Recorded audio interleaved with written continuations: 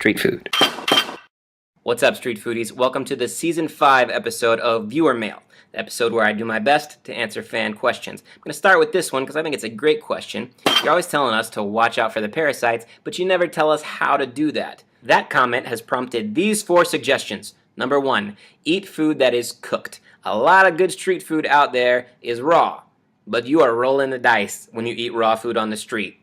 Meat that's not quite cooked, vegetables that are not quite washed, these are things that I do my best to avoid. Number 2, make sure it is cooked in front of you. The fresher the food is that you're eating, the less likely it is to make you sick. So these kind of foods, which are cooked but have been sitting out for a long time, may be a little more dangerous than food that is getting prepared right in front of you. Even if the cooking process doesn't look the most hygienic, it's still probably better to eat it fresh than to eat food that's been sitting there for a long time. Number 3, if possible, eat at a place that has been recommended to you. There's probably going to be a lot of stalls that sell the same stuff, so go where your friends go. If you don't have any friends, then I'm sorry. Go where there's a long line of people.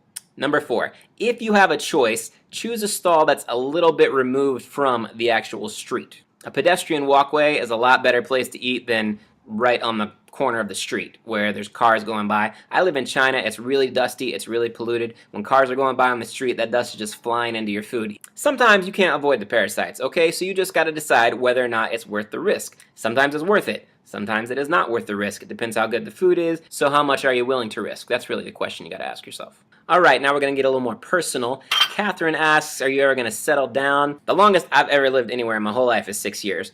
So far, I've lived in China almost 4 years. We're planning on being here at least a couple more before we reevaluate what we're doing. I mean, I guess it depends how you define it, but I pretty much consider myself to have settled down. Ray asked a really great question about why we moved to China and culture shock. It's kind of more than I can get into on this vlog right now. But I did just post an article on streetfoodinternational.com. It's an article that I wrote our first year here for an expat magazine, and it was about the culture shock that we were experiencing. So if you'd like to read more about that, check out the link below. Devin asks, is there any food that's really repulsive to look at or that smells bad but that's actually quite delicious? That's a great question. The grossest food, in my opinion, is the food that's still looking at you. You know, so when they serve you a chicken with a head or a fish with a head, anytime I eat fish in China, it comes with a head on it.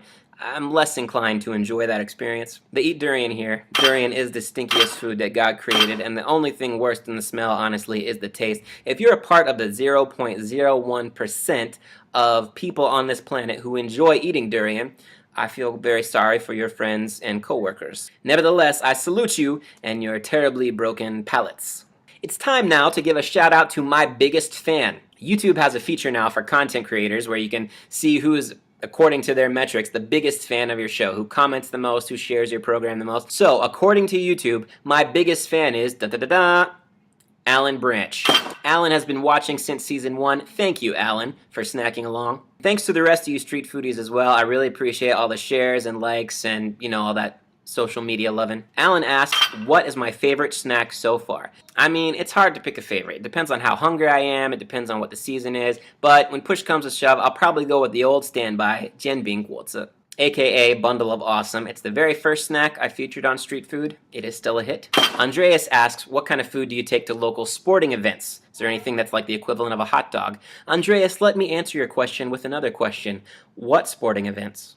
They don't do that one here. No one I know ever goes to a professional sports match. I don't even know if we have a professional sports team in Xi'an. I don't think we do. Maybe it exists here. I mean, there is a Chinese basketball league, but I've never heard of anyone who's ever been to a game. Elver from Estonia asks, dear street food boss man, what sort of popular foreign foods do we have here that are not popular in the USA and don't actually come from the USA? My expat friends and I are always on the lookout for products like this. Things that are definitely not Chinese, but also that we've never seen in our home country. We get a lot of them, and I made this series of short videos, they're all under a minute, introducing a few of these products. I'll link them at the end of the video as well. I've also explored this question in a previous episode of Viewer Mail, so check that out if you want to see some weird potato chips. Andreas, this is a different Andreas, asks, what's my favorite street food to make at home?